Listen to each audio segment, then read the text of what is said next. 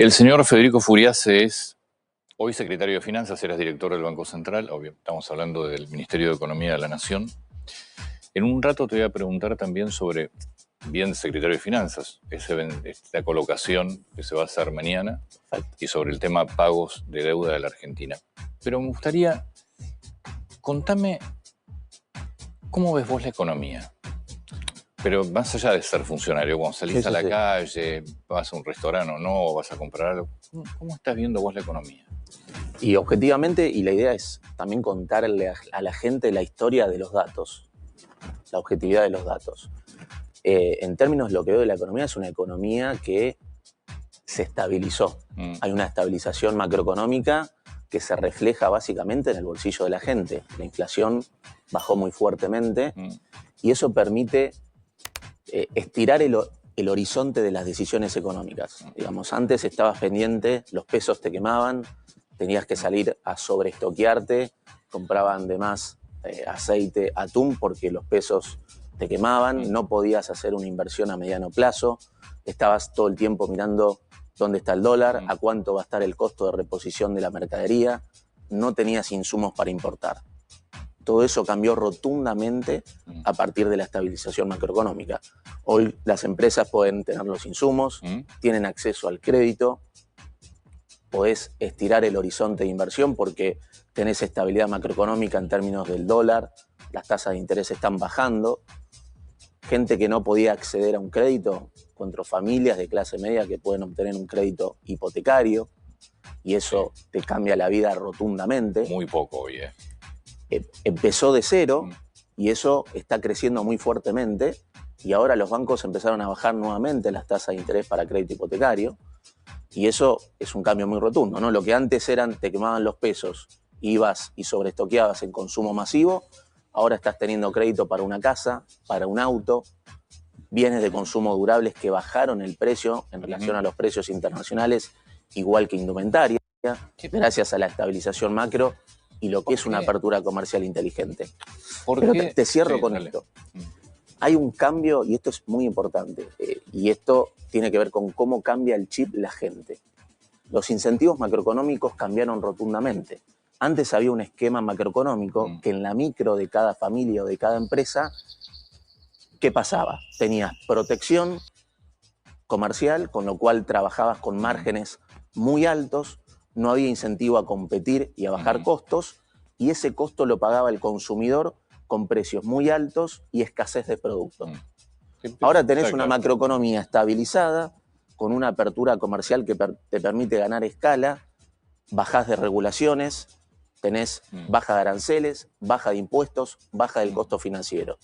Y en ese contexto el incentivo es competir, bajar costos, ser eficientes, ganar escala, y eso va en beneficio del consumidor, que tiene precios muchos mejores, más competitivos y más abundancia de productos. Entonces, cuanto antes las empresas y los sectores hagan ese cambio de chip, trabajar con menos márgenes, competir, ganar escala, ser eficientes en los costos, eso más va a retroalimentar en la micro. Esa es tu visión en función de los datos que tiene el Ministerio de Economía.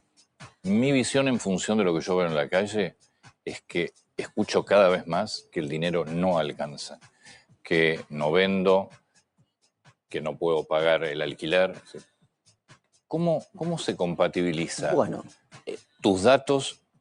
Todavía no hablamos de datos, por eso yo creo que ahí es donde tenés que mirar los datos macroeconómicos. Está bien, pero por más que yo tenga datos buenos macroeconómicos, ¿cómo hago para que esos datos le sirvan a una persona que me dice, che, a mí no me alcanza? Digo, tengo el negocio, no entró nadie hoy. Yo creo que esas son historias que pueden ser ciertas historias particulares y no se cuenta la otra cara de la moneda. La economía, cuando mirás el Producto Bruto Interno, acumulado diciembre 25, diciembre 23, creció 10,3%. El consumo privado está a niveles récord. Lo que pasa es que hay un cambio en la composición de consumo.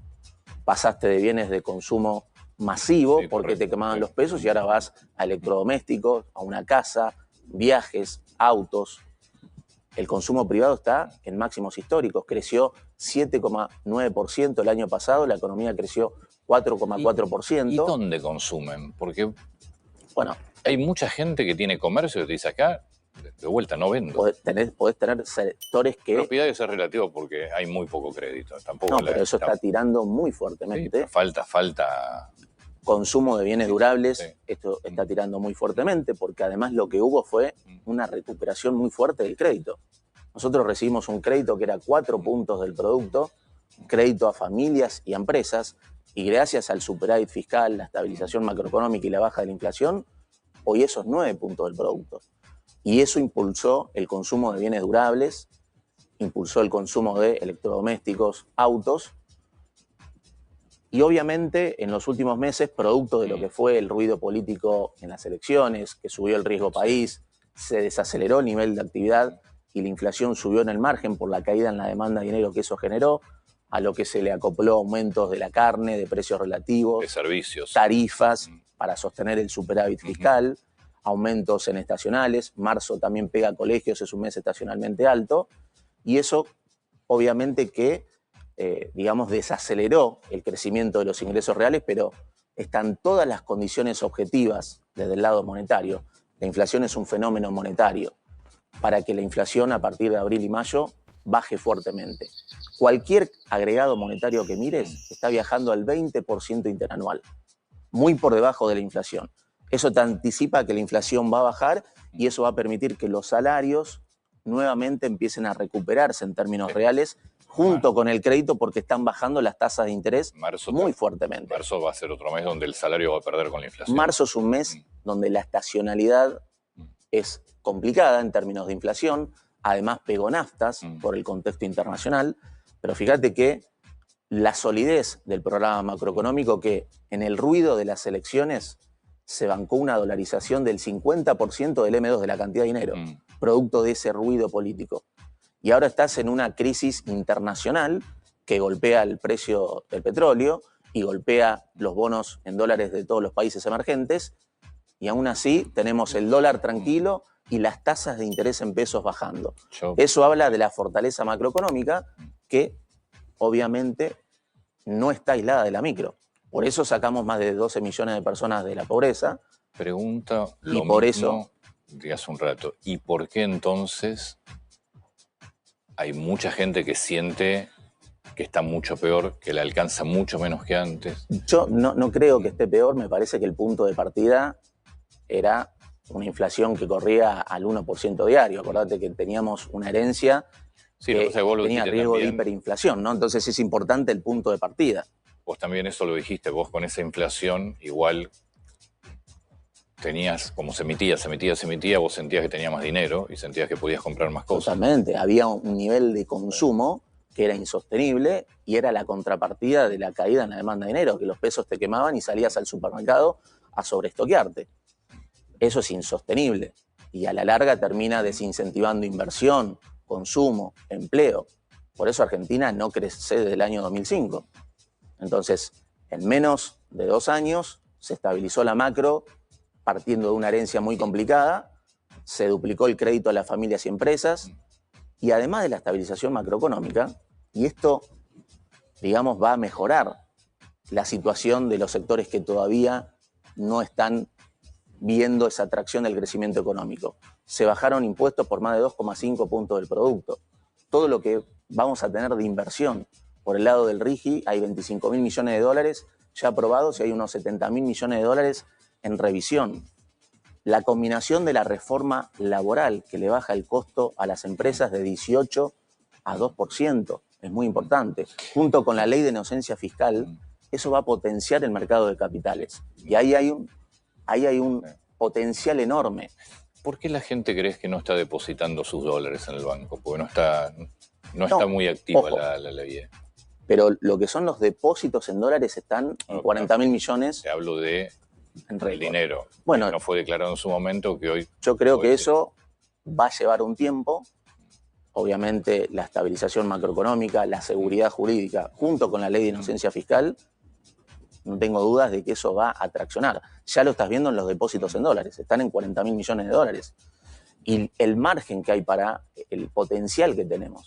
O sea, Los argentinos se calculan que tienen 170.000 millones de dólares fuera del sistema, producto de la inestabilidad macroeconómica. Con que entre el 10% de eso, te cambia la ecuación macroeconómica. Fíjate lo que son el sector de energía y minería. Esa balanza comercial era deficitaria históricamente en 7.000 millones de dólares, hoy está en 12.000 millones y al 2030 es 45.000 millones de dólares. Pero esto le cambia la vida a la gente. Sí, si vivís porque más dólares y más inversión, no porque es más dólares para el país y más estabilidad macro, y eso permite que la inflación siga bajando, los salarios se sigan recuperando y podamos crecer por la inversión. ¿No tenés ningún amigo al que le vaya mal? Tengo muchos amigos que... Federico, esto sí. Mira, la mayoría de los amigos que están en una situación donde les está costando, pero que de todas formas están mejor de lo que era hace 2 años, entienden que es el camino. Okay. Lo tienen clarísimo, y eso está claro, porque hay resultados que lo estás teniendo en tan poco tiempo. Es que yo creo que el camino, sin duda, es hacia un país normal, va por este lado. La pregunta es si la transformación no es muy violenta como se hizo. Si no dejas en el camino mucha gente que no se puede adaptar tan rápido a las nuevas condiciones. Bueno, la discusión del camino, yo creo, al menos desde mi lado no hay discusión. Yo quiero ir a un país normal en el mundo, pero ¿no creen que es muy rápido lo que se le está pidiendo a sectores productivos como transformación? ¿Hacen a tiempo de hacerlo? Y yo creo que ahí es donde tenés que mirar los datos. Los datos te dicen que estamos en récord histórico de exportaciones, de consumo privado y del Producto Bruto Interno. Partiendo de una herencia con riesgo de hiperinflación y de crisis financiera. Y en esa transición, como te decía, los ingresos, lo que tiene que ver con AUH y tarjeta alimentar, casi se duplicaron en la proporción de lo que tiene que ver con la canasta básica alimentaria. Se sacaron más de 12 millones de personas de la pobreza. La inversión se está recuperando rápidamente, con lo cual los números te demuestran que estás por el camino correcto.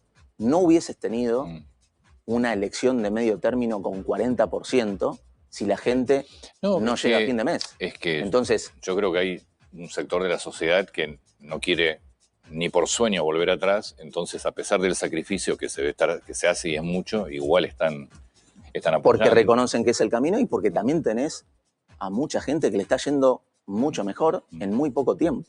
Si no, no hubieses tenido ese 40%. O sea, que hayas tenido un plan de estabilización macroeconómica que tenga como pilar el superávit fiscal, el orden monetario, un banco central que acumula reservas.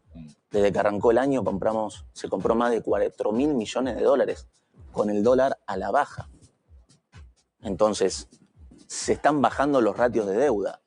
Y esa estabilización macroeconómica, a diferencia de la historia argentina, no fue impuesta por el mercado.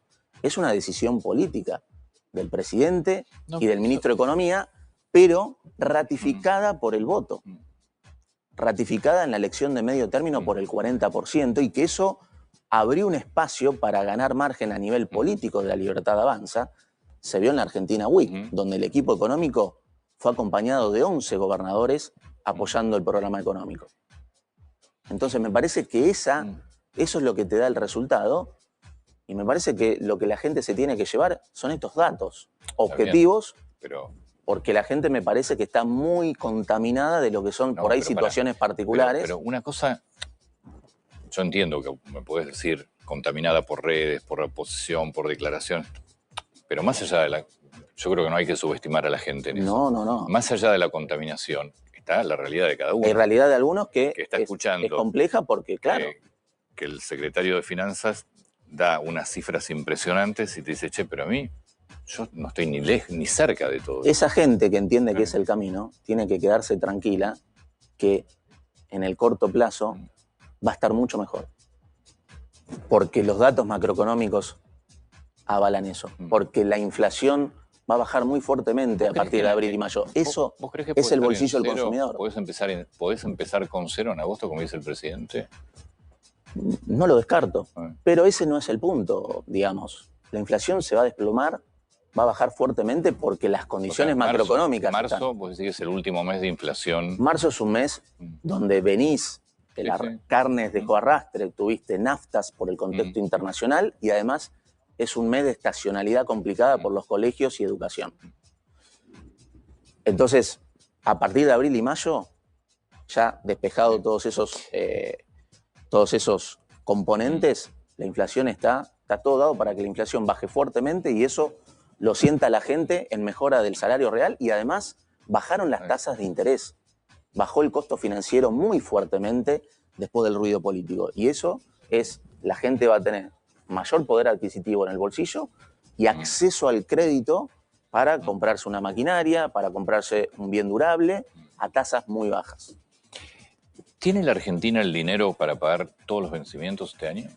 Argentina, estamos en un proceso donde tenemos todas las fuentes de financiamiento para hacer frente a los vencimientos de capital en moneda extranjera con el sector privado de julio 26, enero 27 y julio 27, lo que resta del mandato del presidente. Son fuentes de financiamiento que tienen que ver con el mercado local de capitales, donde ahí vemos potencial, fuentes de financiamiento que tienen que ver con privatizaciones y venta de activos, y otras fuentes de financiamiento en las que estamos trabajando hace varios meses y que en el corto plazo la vamos a anunciar. Son fuentes de financiamiento más baratas de lo que hoy costaría salir al mercado con este nivel de riesgo país de 600 puntos básicos. O sea, la idea sigue siendo no salir al mercado. No salir al mercado internacional. Sí, al local o al mercado local estamos yendo y estamos captando ese excedente de dólares que está generando la estabilización macroeconómica y todo lo que tiene que ver con reformas estructurales como la reforma laboral, el aumento de los depósitos en dólares, y eso nos permite, digamos, blindar todos los vencimientos hasta el fin del mandato y obviamente a un costo financiero más bajo de lo que hoy saldría salir al mercado al 600 puntos básicos, que si uno mira los fundamentos de Argentina, 600 puntos básicos es un riesgo país altísimo. Los fundamentos son consistentes con un riesgo país más cercano a 200, 300 puntos básicos. Hay que mirar la historia de Argentina. Por eso, y ahí vamos, pero ¿qué es lo que refleja el bono AO27 que vence en este mandato? Para el otro lado, empieza a jugar el riesgo país y como siempre dice el ministro, la historia pesa, los mercados tienen memoria. Y hacer durante décadas déficit fiscal, emisión monetaria, endeudamiento. Mañana vas a emitir al 28. Mañana al 28, obviamente, y eso también va a permitir evaluar el costo de pasar el 2027, pero claramente los mercados tienen memoria, por eso los países no hacen populismo, porque cuesta regresar. Pero lo importante es que tenemos todo el programa financiero cubierto hasta el fin del mandato de Javier Milei. Ojalá tengas razón en el tema consumo y en el tema recuperación del salario. Sí, digamos, el consumo es dato que está en máximos históricos y están, esto que la gente se quede claro. Primero que nuestro trabajo es mantener la estabilidad macro, bajar impuestos, bajamos más de 2,5 puntos del producto, bajar el costo financiero. Nosotros recibimos un riesgo país en 3.000 puntos básicos. Hoy está en 600 puntos básicos y va a seguir bajando con esta estrategia de financiamiento que tenemos. El riesgo país no es una variable financiera, es un componente del costo financiero que tienen las familias y las empresas. Hicimos desregulaciones y bajamos aranceles. Entonces, cuanto antes... ¿No les preocupa el desempleo? Todo nos preocupa. El desempleo, que tuvo un incremento en el margen. Primero que el empleo, como se dice que cayó en 200.000 puestos de trabajo, el empleo creció 400.000 desde diciembre, desde del tercer trimestre de 25 al tercero del 23. El empleo privado creció en 400.000. El tema es que está, digamos, el componente que está tirando es informal e independientes. Sí. Que eso no necesariamente... Bueno, empleos de calidad y subiste empleos. No necesariamente porque el salario privado no registrado está creciendo fuertemente. Y en el margen... Pero ese es el problema de Argentina. Un salario no registrado. Pero, si está no registrado. Pero ahí te digo, la informalidad de Argentina es casi el 40%. Sí. Para resolver este tema es que hicimos la reforma laboral, que le baja el costo a las empresas del nuevo empleo del 18 al 3%. Y además crea el FAL, que es un fondo que le va a dar mayor previsibilidad a los empresarios. Y esto es mayor incentivo a contratar nuevos puestos de trabajo. Pero Ese es un problema estructural que tiene Argentina y lo hablamos miles de veces. El problema de los impuestos y del costo laboral. Por eso, la reforma laboral es un paso muy importante en sanar ese proceso. Muchas gracias. Un placer como siempre, Antonio. Muchas gracias por el espacio. Federico.